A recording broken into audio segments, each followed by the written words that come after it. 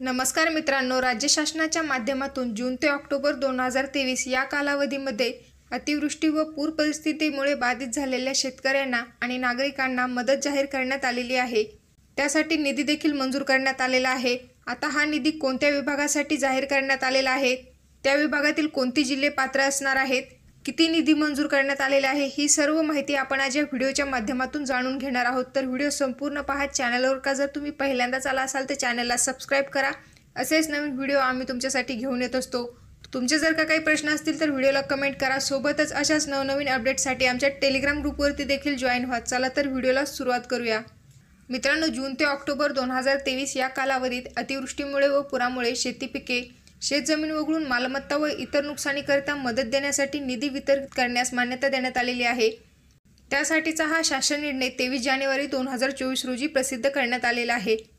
तर या ठिकाणी तो शासन निर्णय आपण पाहूयात। अतिवृष्टी, पूर व चक्रीवादळ यासारख्या नैसर्गिक आपत्तीमुळे शेती पिकांचे नुकसान झाल्यास पुढील हंगामामध्ये उपयोगी पडावे याकरिता शेतकऱ्यांना निविष्ठा अनुदान म्हणजे इनपुट सबसिडी स्वरूपात एका हंगामात एका वेळेस याप्रमाणे राज्य आपत्ती प्रतिसाद निधीमधून विहित दराने मदत देण्यात येते। तसेच राज्य आपत्ती प्रतिसाद निधीच्या इतर मान्य बाबींकरिता देखील विहित दराने मदत देण्यात येते।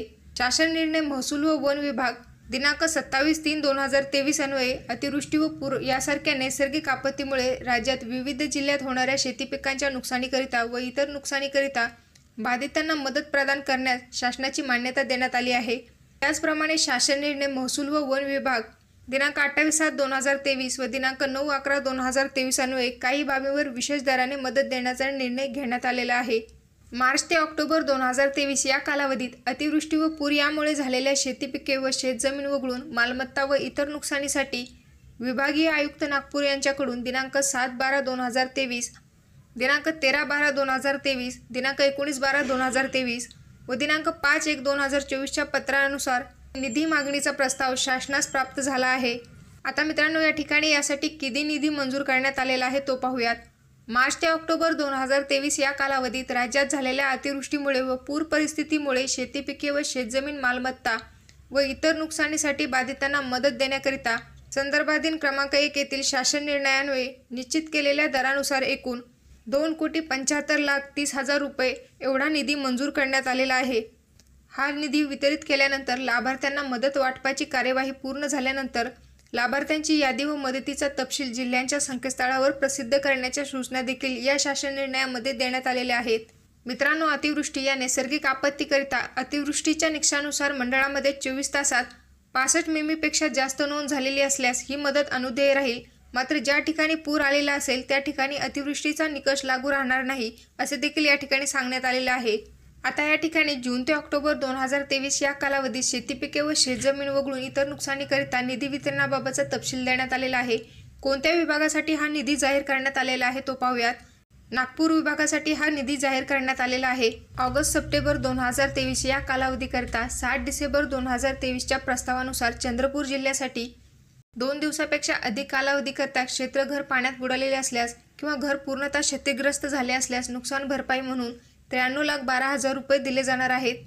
तसेच मत्स्य व्यवसायाच्या नुकसानीकरिता 1,000 रुपये असे एकूण 93,13,000 रुपये मदत दिली जाणार आहे। तसेच ऑगस्ट-ऑक्टोबर 2023 या कालावधीत 13 डिसेंबर 2023 च्या प्रस्तावानुसार गडचिरोली जिल्ह्यासाठी 2 दिवसापेक्षा अधिक कालावधीकरिता क्षेत्र किंवा घर पाण्यात असल्यास किंवा घर पूर्णतः क्षतिग्रस्त झाले असल्यास 22,58,000 रुपये मदत दिली जाणार आहे। आणि ऑगस्ट-ऑक्टोबर 2023 या कालावधीत 19 डिसेंबर 2023 च्या प्रस्तावानुसार भंडारा जिल्ह्यासाठी मत्स्य व्यवसायाच्या नुकसान भरपाईसाठी 14,09,000 रुपये देण्यात येणार आहेत।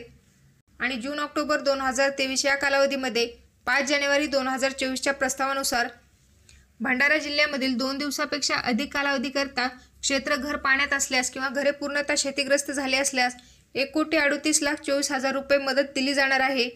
आणि सोबतच मत्स्य व्यवसायाच्या नुकसान भरपाईसाठी 7,26,000 रुपये मदत दिली जाणार आहे। या पद्धतीने नागपूर विभागातील चंद्रपूर, गडचिरोली, भंडारा या जिल्ह्यातील घरांची नुकसान भरपाई, घरे पूर्णतः क्षतिग्रस्त झाली असल्यास 2,53,94,000 रुपये मदत आणि मत्स्य व्यवसायाच्या नुकसान भरपाईसाठी 21,36,000 रुपये असा एकूण टोटल 2,75,30,000 रुपये एवढा निधी मंजूर करण्यात आलेला आहे। हा निधी वितरित करण्याचे आदेश 23 जानेवारी 2024 च्या शासन निर्णयानुसार देण्यात आलेले आहेत। मित्रांनो, हा व्हिडिओ जर तुम्हाला आवडला असेल तर लाईक करा, शेअर करा. भेटूया परत अशाच एका नवीन व्हिडिओसोबत. जय हिंद, जय महाराष्ट्र.